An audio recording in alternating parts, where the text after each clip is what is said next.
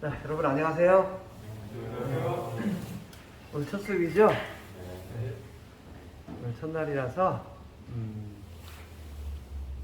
오늘이 첫 시간 오리엔테이션 하는 시간이에요. 그래서 여러분들한테 몇 가지 좀 얘기를 하고 그 다음에 이제 15주간 실습을 어떻게 할 건지 그거 안내하고 마칠게요. 지금 9시 반인데 끝나면 한 11시 조금 안 될 거예요. 여러분들 1년간 학교를 다녔죠. 그리고 기초 측정 실습을 다 실습을 하고 온 거죠. 그래서 이거는 이제 기초 실습 위에 응용 실습이에요. 응용 실습을 하는데 이제 수업을 하기에 앞서서 내가 여러분들한테 몇 가지 좀 얘기를 하려고 해요. 내가 여러분들한테 질문을 하는 거는 정답이 딱 정해진 게 아니에요. 그래서 내가 질문을 한 게 편하게 얘기를 하면 돼. 그리고 정답이라는 건 뭐예요? 정답. 이게 정답할 때 정자죠? 이거 무슨 정자예요? 발을정.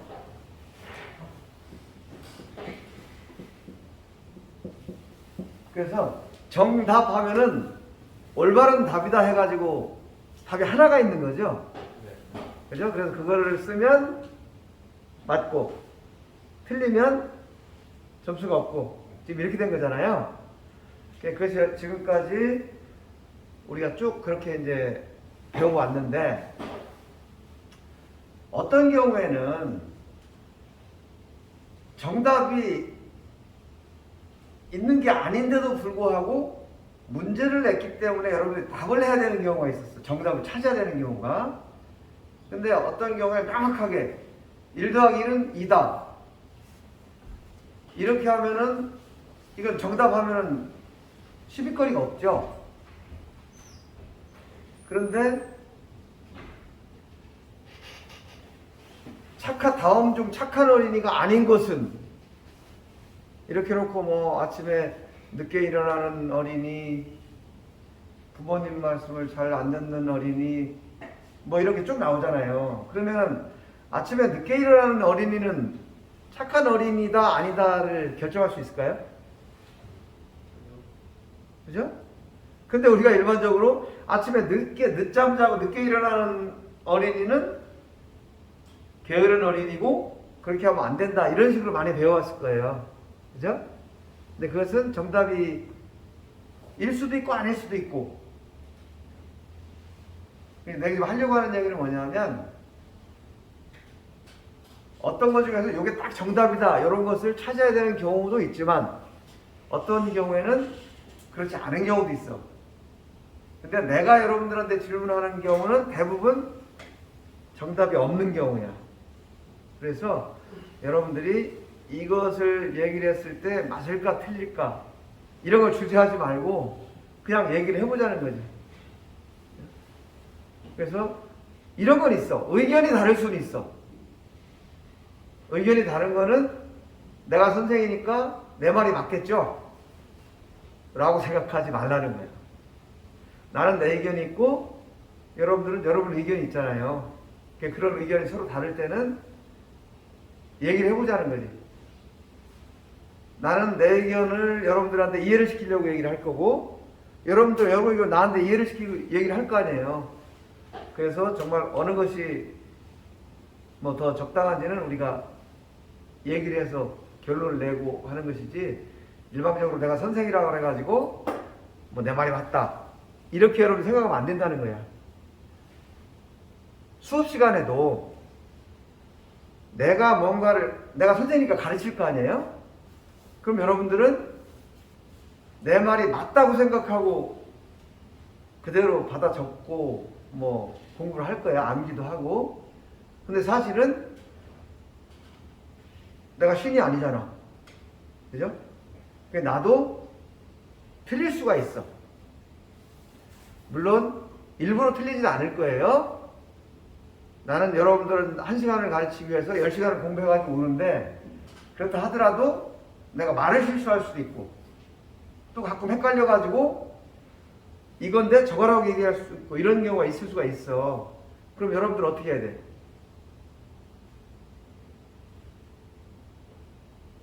여러분들 생각할 때 이건 아니다 싶으면 그냥 얘기를 해서 지적을 해줘야 돼. 그래야 나도 실수를 고칠 수가 있습니다. 근데 여러분들이 만약에 내가 저 사람 지금 실수하는 건데 라고 생각을 하면서 말을 안 해주면 똑같은 실수를 또 다음 반에서 반복할 수가 있잖아요. 예, 그런 의미에서 보면 여러분들이 생각할 때 내가 가르치는 것이 여러분들이 알고 있는 걸 다르다든지 좀 상식을 벗어난다든지 또 1학년 때 배운 거하고 다르게 생각할 수도 있어요. 그런 거 있으면 언제든지 얘기를 해서 내가 고칠 거 있으면 고치고 여러분들이 또 잘못 이해할 수도 있잖아요.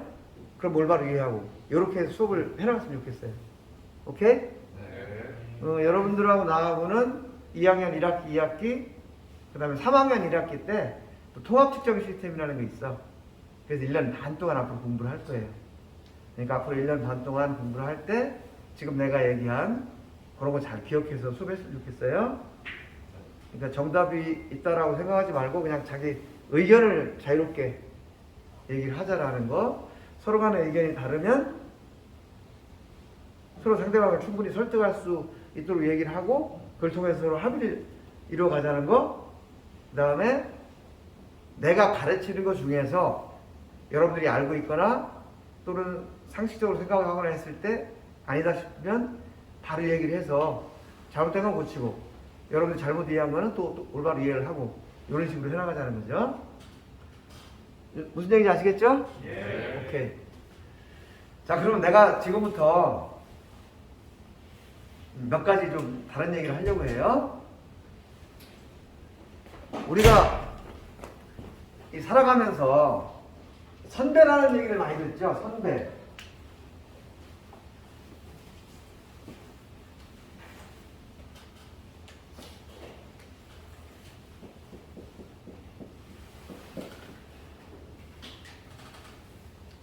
여러분들이 생각하는 선배 하면은 딱 떠오르는 게 어떤 게 있어요? 학교 선배.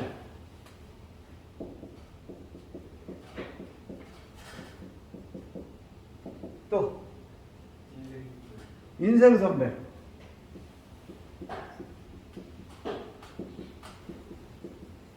또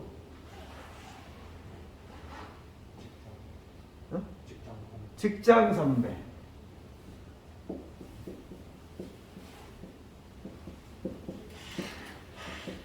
등등등등 있을 텐데 요즘은 대부분 학교 선배, 인생 선배, 직장 선배가 대부분이에요. 예전에는 뭐가 있었냐면 동네 선배가 있습니다. 동네 선배. 동네 선배. 이건 뭐냐면 그냥 이게 시골에 다 같이 모여 살 때, 지금은 아파트에 사니까 그런 개념이 없는데 예전에 이렇게 모여 살면 그 동네 뭐 나이가 이렇게 쭉 있잖아요. 그러면 그 동네에서 학교 선배도 아닌데 동네에 그냥 같이 살다 보니까 선배 노릇을 하고, 근데 그 어찌 보면 인생 선배하고 마찬가지죠. 근데 우리가 이제 보통 인생 선배 하면은 자기보다 인생을 더 많이 살아온 사람 중에서 자기가 뭐 이렇게 존경을 한다든지 아니면 그분한테서 뭔가를 배운다든지 할 때 이제 인생 선배라는 개념을 많이 쓰고, 학교 선배도 마찬가지죠.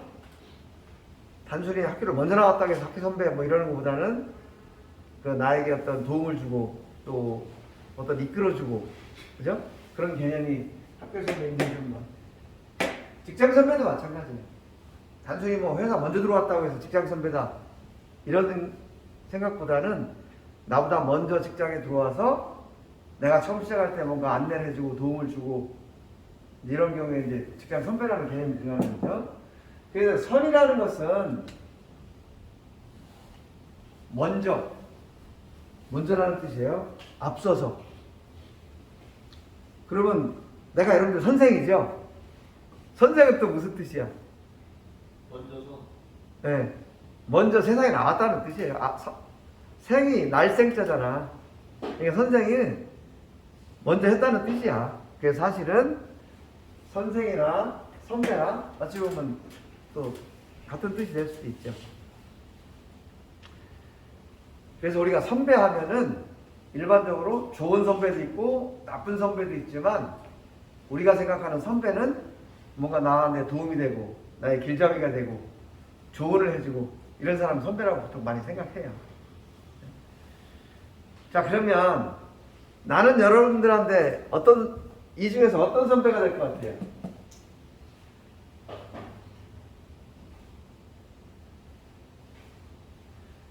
또 세상을 많이 살았으니까 인생 선배는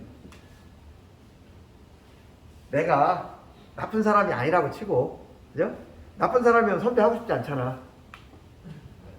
세상을 먼저 살았으니까 일단 뭐 인생 선배는 해당이 되겠죠. 그죠? 근데 여기가 나는 직장이고 여러분들은 직장이라고 보기 좀 애매하죠. 그래서 뭐 직장 선배라고 하기는 좀 그렇고, 그 다음에 내가 지금 하려고 하는 얘기가 요 얘기예요. 내가 여러분들 학교 선배일까 아닐까? 잘 모르겠죠? 나는 여러분들 학교 선배야. 난 이 학교를 나와서 직장생활을 하다가 다시 우리 후배들 가르치고 싶어서 학교로 온 거예요. 근데 이제 뭐 말이 학교 선배지, 보통 우리가 선배하면은 한 1, 2년 선배 해가지고 뭐 그래도 적어도 학교 다닐 때 서로 얼굴을 마주보고 했었어야 좀 선배 개념이 들잖아요. 그래서 다니면서 뭐 밥도 사주고 술도 사주고 또 뭐 이 수업은 어떻다 저 수업은 어떻다 할 때 또 이렇게 얘기도 해주고 그 수업은 이런 거 시험 많이 나니까 이런 거 해라 이런 것도 해주고 이런 선배가 사실은 이렇게 마음에 와 닿는 선배죠. 근데 나는 그런 선배는 아니고 여러분들보다 훨씬 선배야. 몇 년쯤 선배 될 것 같아? 대략 적어도 한 20년 이상 선배 되겠죠? 딱 봐도. 여러분들 몇 년도에 입학했어요? 99년도? 19년도? 19, 20, 21 복학했어? 네. 아, 신입생으로 들어온 학생.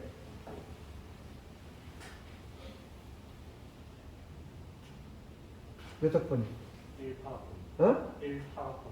아, 여기도 복학하셨네? 여러분들 바로 들어와서 지금 2학년 왔으면 1학번이죠? 네. 그죠? 2학번 손 들어봐. 오, 복학생이 많구나. 여러분들 21학번인데, 그죠? 나는 81학번이야, 81학번. 어? 이상하다? 이렇게 빼니까 60년 하고 깜짝 놀랐네. 그러니까 60년 차이가 아니고 몇 년 차이죠? 나는 81학번이고 여러분 21학번이니까 40년 차이잖아. 여러분들 40년 선배야 내가. 이렇게 하니까 되게 이상하다. 81 이렇게 해서 81년도에 21년 그 차이가 이제 40년이 되는 거죠. 맞죠? 네. 91, 2001, 2011, 2021 40년 맞네. 그러니까 나는 여러분들 40년 선배예요. 그래서 어찌 보면 선배라는 것보다는 오히려 부모 같은 개념이 맞겠네. 그리고 나는 실제로 단순히 뭐 여러분들 학생이니까 가르치고 나는 선생이니까 가르치고 여러분들 학생이니까 배워야 된다 뭐 이런 차원보다는 여러분들을 학교 후배로서 또는 인생 선배인데 단순히 인생 선배가 아니고 그 부모와 같은 심정으로 여러분들을 가르치고 있어요. 그래서 내가 지금 이 얘기를 하는 이유는 여러분들하고 똑같은 과정을 거쳐서 직장 생활을 시작을 했고 그 다음에 또 내가 필요해서 공부도 했고, 여러분들이 앞으로 가야 될 과정을 그대로 내가 미리 걸어갔다는 얘기를 하려고 하는 거예요. 그래서 여러분들이 공부를 할 때, 또는 취업을 할 때, 또는 뭐 앞으로 공부를 계속하고 싶다 라는 어떤 고민이 있을 때, 여러분들 지도교수님 다 있을 거예요. 지도교수님을 찾아가서 이제 상담을 하셔도 좋고, 또는 필요하면 언제든지 나한테 와서, 내가 선배니까 여러분들 사정을 잘 알 거 아니에요. 언제든지 와서 같이 얘기를 하면 여러분들이 필요한 것을 조금은 더 도움을 줄 수 있지 않을까 라는 의미에서 미리 얘기를 하는 거야. 그러니까 여러분들 학교생활 하면서 고민되는 게 있으면 필요하면 언제든지 찾아와서 같이 얘기를 합시다. 아시겠죠? 네.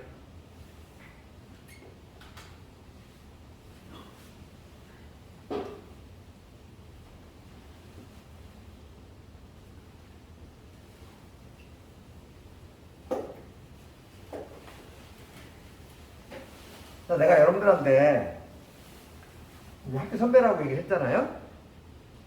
그럼 여러분들이 지금 다니는 이 학교가 어떤 학교인지 혹시 알고 있나요?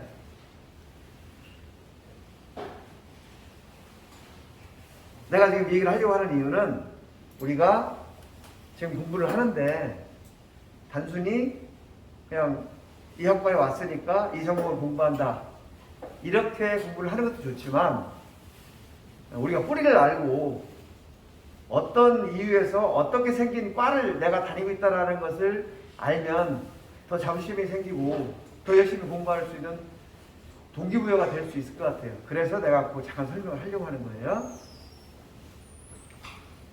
우리 학교가 어떤 학교다라는 것을 들어본 사람, 본인이 알고 있는 우리 학교는 어떤 학교야? 우리 학교보다 우리 과? 모르겠어? 뭐 들어본 적도 없어? 어떻다라는 걸? 그냥 학교에서 지원 잘 받는 어? 학교에서 지원 많이 받는 과다. 지원 많이 받는 과. 그거 중요하고, 또 여러분들 뭐 여기 막 입학할 때 학교에서 홍보하잖아요. 대한민국 정부가 세운 학교 뭐 그런 얘기 많이 들었죠. 대한민국 정부가 설립한 대학. 그럼 여러분들은 대한민국 정부가 설립한 대학 하면은 그때 어떤 느낌을 받는 거예요?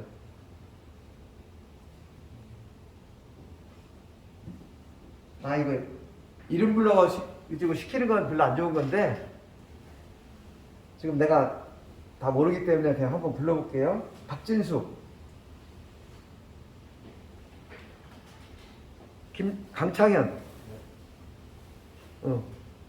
대한민국 정부가 설립한 대학이다 라면은 어떤 인식을 본인이 가지고 있었어요?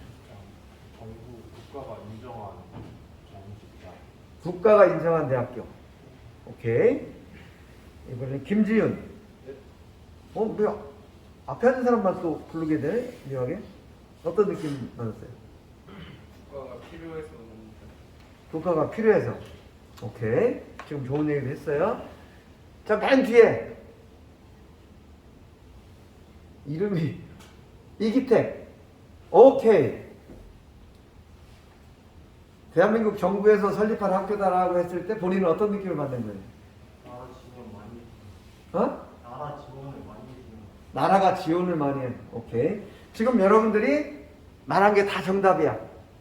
나라에서 인정을 하고 나라에서 지원을 많이 해주고 이런 것이 이제 일반적으로 우리가 알고 있는 우리 학교에 대한 얘기인데, 우리 과는 좀 특별해요.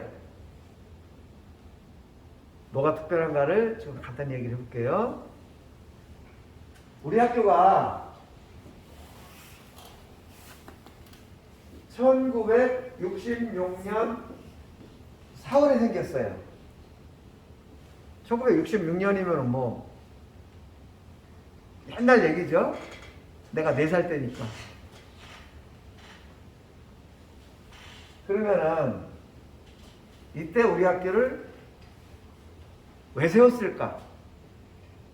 라는 걸 생각을 해봐야 되죠. 이때 우리 학교를 왜 세웠냐 하면 53년에 전쟁, 6.25 전쟁이 끝났죠. 50년에 시작해서 53년에 전쟁이 끝났잖아요. 근데 전쟁이 끝나고 나서 한 10년 넘었는데 우리가 너무 못 사는 거야.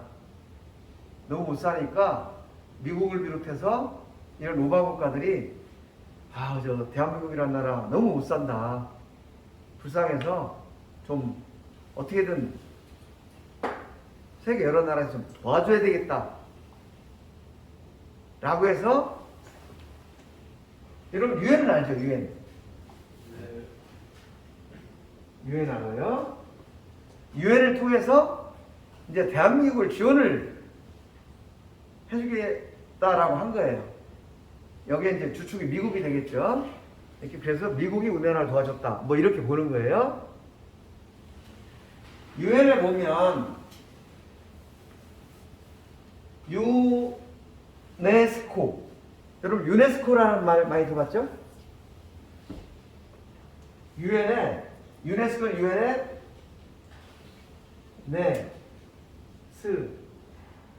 코.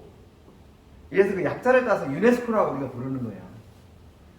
여러분들이 알고 있는 유네스코는 무슨 기구다? 요즘 우리가 코로나19 걸려가지고 WHO라는 기구를 많이 듣죠? WHO는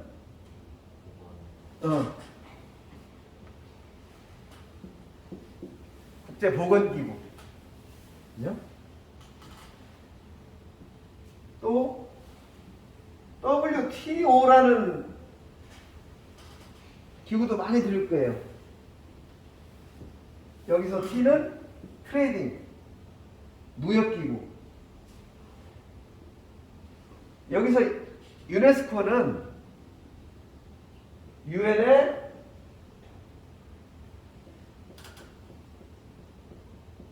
우리가 유네스코로 하면 유엔의 교육, 과학,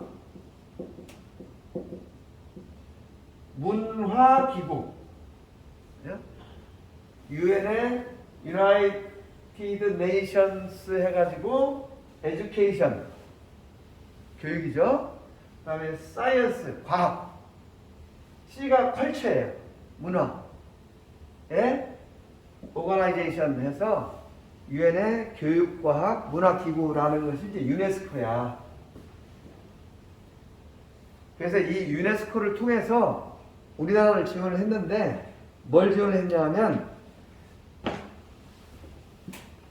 우리나라에서 필요한 게 뭐냐를 봤을 때 뭐 옛날에는 밀가루도 배급을 하고 우유도 배급을 하고 막 그랬어요. 먹고 살기 어려운 시절이니까. 그런데 이제 정부에서 생각을 하기에 돈을 주거나 뭔가를 먹는 거를 주면 먹으라면 없어지잖아요. 그래서 그럴 게 아니고 이 나라가 장기적으로 이 공업이 발전해야 되니까 어떤 우리나라의 공업을 이끌어 나갈 기술자를 양성하는 기관을 좀 세워줬으면 좋겠다. 그리고 그 공업을 발전시킬 수 있는 어떤 연구소를 세웠으면 좋겠다. 그래서 유네스코하고 그때 이제 상공부, 그때 당시에는 상공부였어요. 지금 산업자원부라고 그러죠? 상공부하고 합작을 해서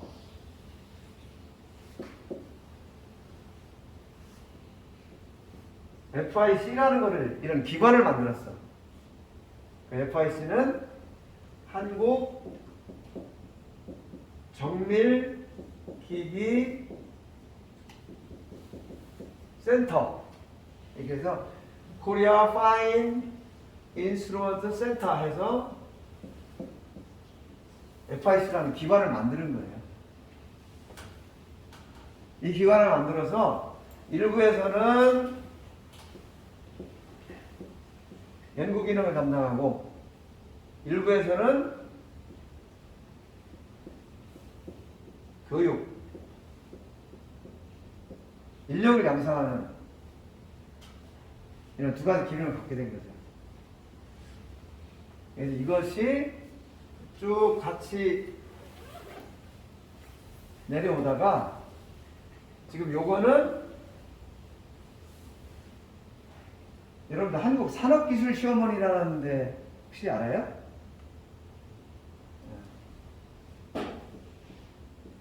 KTL이라는 연구소로 이제 분리가 됐고, 이 교육 기능은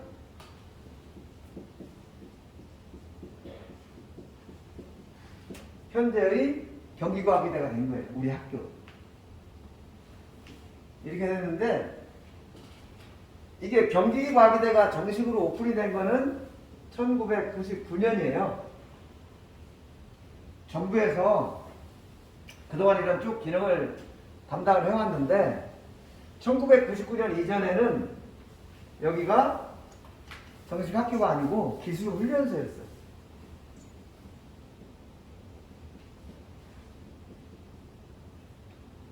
학위가 인정이 안 되고 2년간 여기 가서 공부는 했지만 최저 학력은 고졸이 되는 거죠. 그러니까 나는 기술훈련소 출신이야. 근데 이때 이제 어떤 묘한 일이 있었냐면, 고등학교 졸업하고 여기 2년 공부를 했으니까 전문대 인정을 해줘야 되잖아.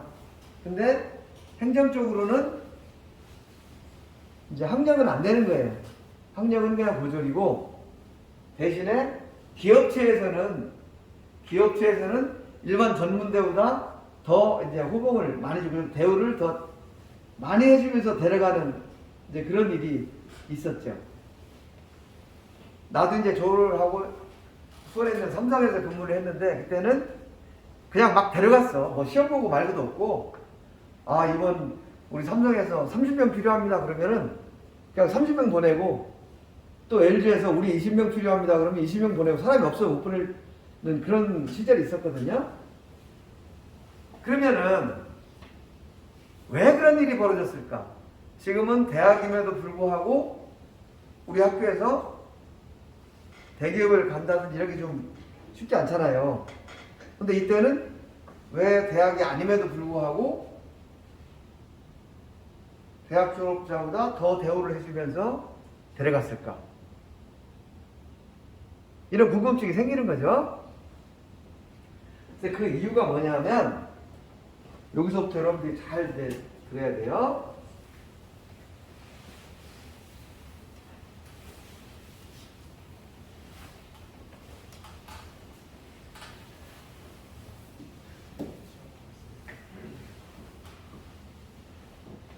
자, 이 FIC에서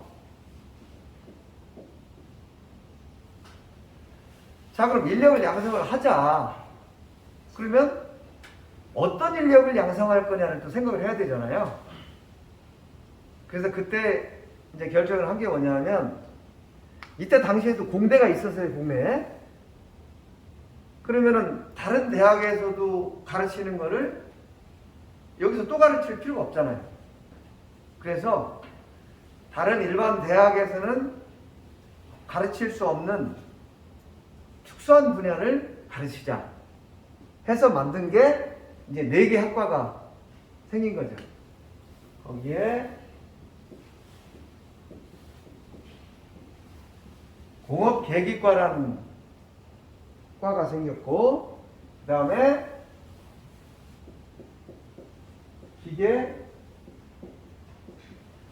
계측과가 생겼고, 그 다음에 이과학기기, 그 다음에 의료기기, 이렇게 4개 과를 만든 거예요. 이게 이과학기기는 뭐냐면, 이과학기기과에서는 그때 당시에 뭐 물리실험, 화학실험 이런 대학에서 실험실에서 또는 기업체에서 실험실에서 많은 실험 기기를 사용할 거 아니에요. 근데 이런 것들을 외국에 들어오긴 들어오는데, 고장이 나면은 수리를 할 방법이 없어. 그럼 이걸 다시 해외로 보내야 돼. 그러면 그때 당시에 뭐 비행기가 지금처럼 자주 있는 것도 아니고 또 그렇게 쉽게 왔다 갔다 할 수 있는 것도 아니니까 한 번 고장 나면 몇 개월간, 1년간 사용 못하는 경우가 생기잖아요. 그러다 보니까 이러한 이과기기를 수리할 수 있는 인력을 양성을 해야 되겠다 해서 이제 이과기기과를 만든 거고, 의료기기도 마찬가지예요. 그때 당시는 의료기기가 굉장히 귀할 때니까 이 다루는 인력이 많지 않잖아요. 그래서 의료기기를 다루는 인력을 양성해야 되겠다 해서 이과기기하고 의료기기 이과를 같이 만들었었는데, 이제 세월이 지나면서 계속 우리나라가 발전을 하면서 이제 시장이 커지니까, 시장이 커지면 어때요? 거기에 외국에서도 판매하는 대수도 늘어나고, 그러면 AS 많아지고 하니까 또 AS 인력을 자체적으로 양성을 하겠죠. 그래서 이 두 개 과는 없어졌어. 한동안 오다가 이제 더 이상 이 기관에서 이 인력을 양성하는 것이 이제 임무를 다했다 해서 없어졌어요. 그 다음에 공업계기과는 그때 당시에는 여러분들 저 뒤에 보면 압축공 있을 때 막 게이지 같은 거 이런 거 있잖아요. 그리고 또 이런 회사에서도 이 게이지가 많이 쓰이는데 이런 것들에 대해서 주로 초창기에 배웠어요. 그러다가 나중에 이것이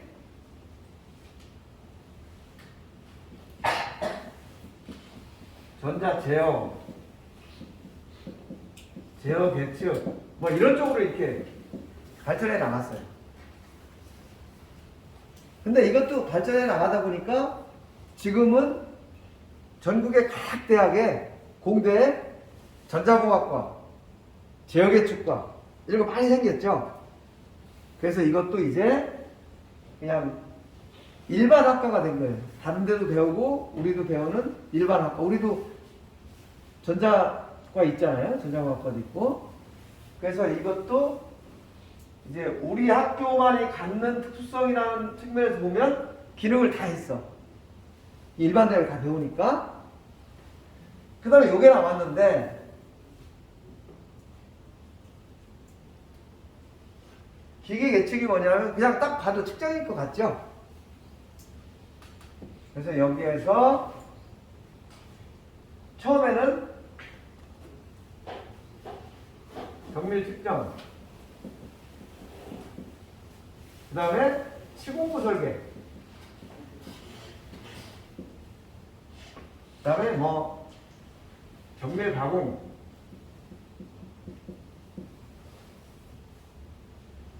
이런 것들을 배웠어. 배우다가 요 정밀 가공이 이제 나중에 치공구 설계가 됐는데, 이게 지금 이 치공구라는 거 여러분들 아시나요?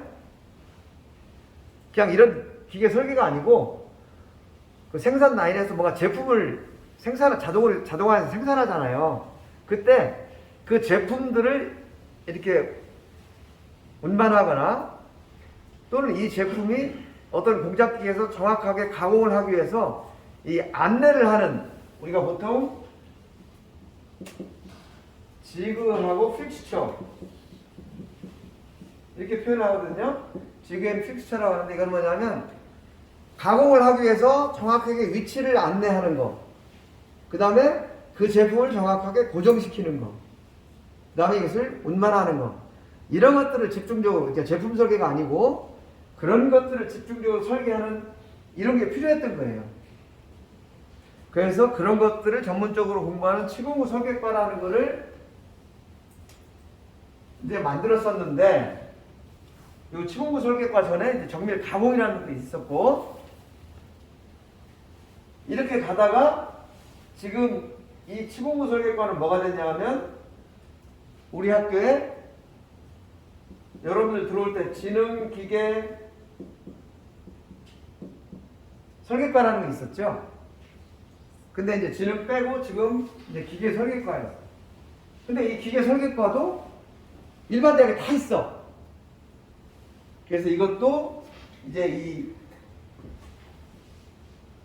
1966년에 설립했던 이 FIC라는 측면에서 보면 이제 이것도 기능을 다 했다. 그래서 이때 생겼던 4개 과 중에서 지금은 다 일반화가 됐어요. 다른 데 다 배우고. 그런데 여기서 유일하게 남은 게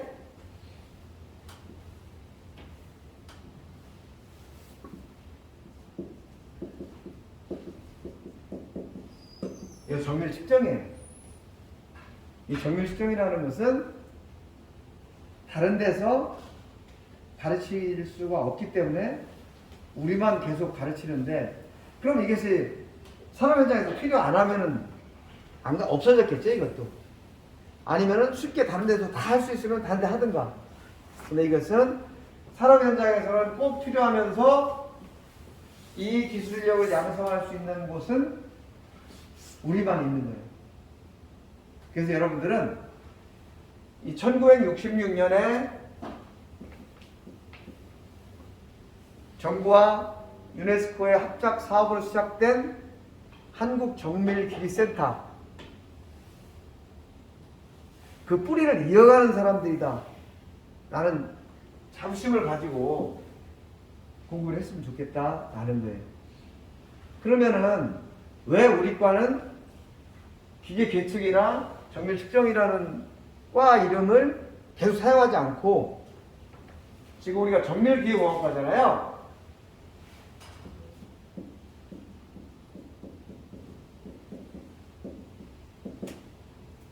정밀기계공학과라는 명칭을 사용하느냐? 얼마 전까지만 해도 우리 과의 이름이 정밀측정과였어요. 여러분들 들어올 때는 정밀기계과였죠. 정밀기계과, 정밀기계공학과. 정밀기계과. 이게 기계 계측이었다가 정밀 측정 했다가 정밀 기계로 바뀐 거예요. 이제 바뀐 이유는 이전에는 측정이라는 인력만 전문적으로 양성을 했는데 지금은 측정만 가지고 여러분들이 사회에 나가기는 너무 좁아요. 그래서 측정이라는 것을 바탕 위에 정밀 측정이라는 것을 기본으로 하고 이 위에서 설계, 품질 관리, 또 응용 측정 이런 것들을 쌓아 나가는 거예요. 그러다 보니까 이게 3년제가 된 거예요.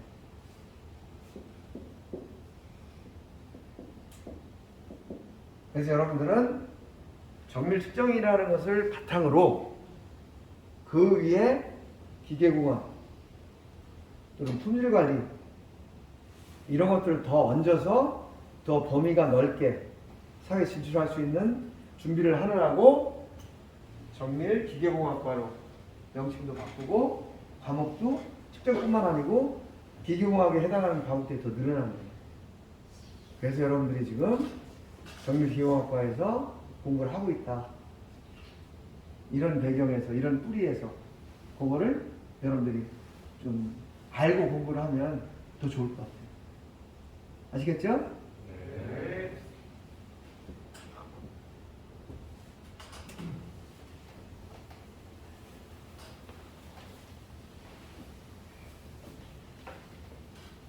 자, 그럼 여러분들이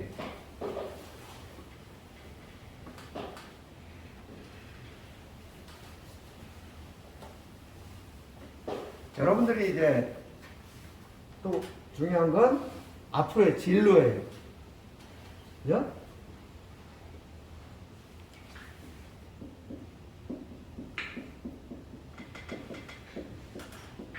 여러분 정밀기계공학과죠? 정밀기계공학과는 다시 한번 정리를 하면 기계공학을 바탕으로 거기엔 정밀 측정이라는 걸 더 배우고 설계도 배우고 품질 관리도 배우고 이렇게 한다고 했어요. 그 중에 주축은 정밀 측정이죠. 왜냐하면 정밀 측정은 모든 그 기계학의 아주 기본이에요. 그래서 여러분들은 그쪽을 집중적으로 배우는 거예요. 그럼 여러분들이 이제 사인출을 어느 쪽으로 하느냐? 크게 세 가지 분야를 나눌 수가 있어요. 정밀 측정, 그 다음에 품질 관리, 그 다음에 제품 개발.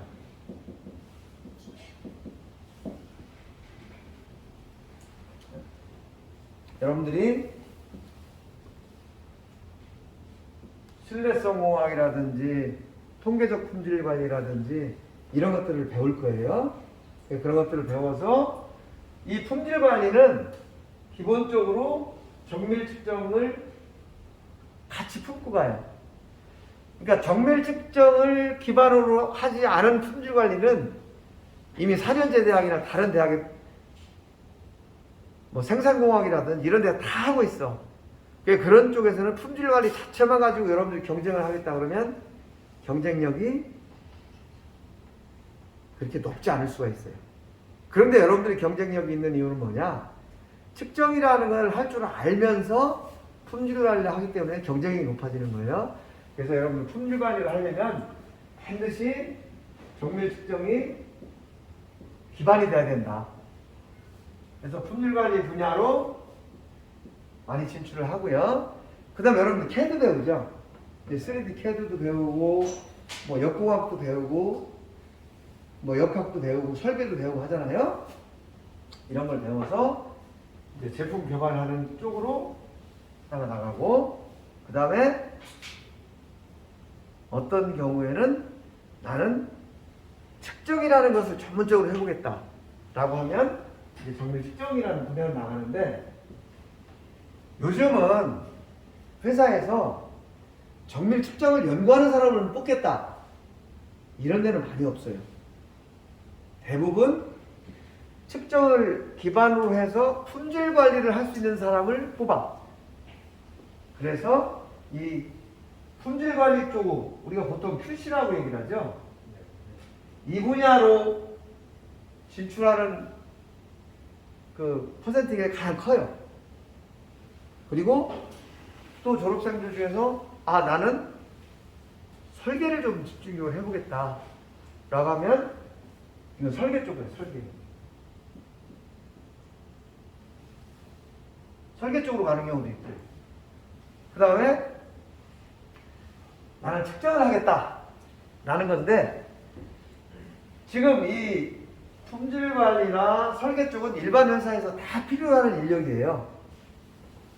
그래서 이제 회사로 갈 수가 있는데, 측정 전문으로 하겠다. 측정을 연구하는 사람 뽑는 게 많지 않다고 그랬죠.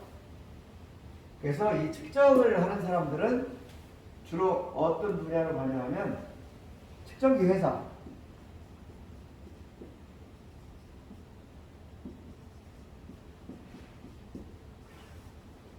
측정기 회사인데, 측정기 회사는 우리가 크게 두 가지로 나눌 수가 있어요.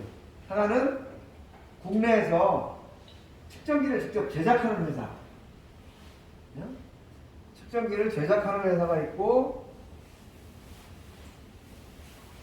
두 번째는 외국에 있는 측정기를 국내에 들여다가 판매를 하고 또 그에 따른 그 후속 조치를 해주는 그런 외국계 회사, 외국에서 만든 측정기를 들여다가 사업을 하는 이 두 가지 분야를 많이 가요. 그래서 이때 여러분들이 측정기 회사에 만약에 간다 그러면 하는 일이 뭐냐?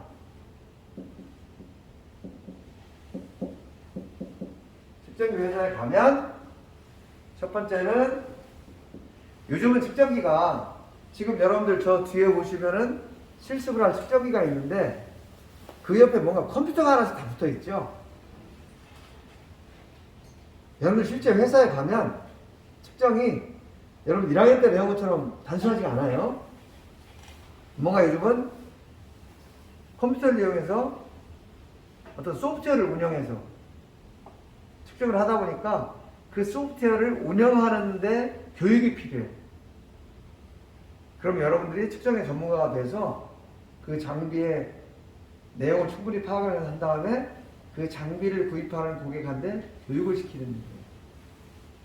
그때는 교육 하는 역할을 하고, 또 어떤 경우에는 장비를 들여오면 이것을 갖다 설치를 하고 AS를 하는 경우 있죠.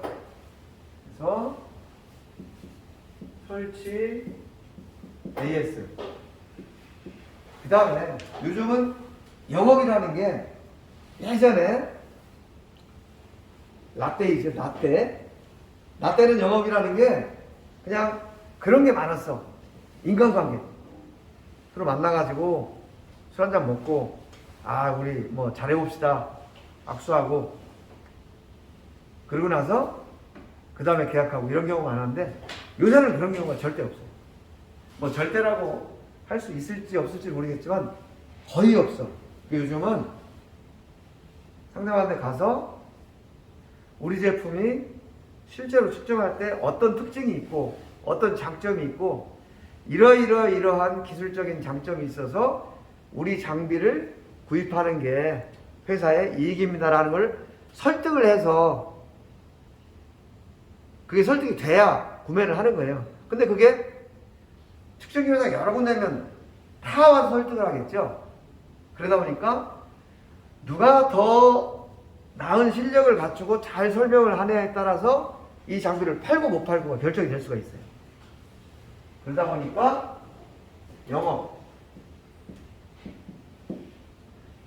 요즘 여러분들은 영업이라는 의미가 이제 어떻게 이해되는지 모르겠는데, 예전에는 영업하면은 뭐 밤새 고객하고 술 먹고 다음날 사우나 가서 오전에 땀 빼다가 오후에 또 술 먹으러 가고, 이런 영화 같은 데서 혹시 봤나요, 이런 거? 요즘은 그런 거 없어요. 근데 예전에는 그런 영업이었어. 근데 요즘은 금방 얘기한 것처럼 이 영업이라는 게 기술 영업이다. 그러다 보니까 측정을 전문으로 공부한 여러분들을 이제 채용을 해서 회사에서 영업 직원으로 이렇게 활용을 하는 거예요.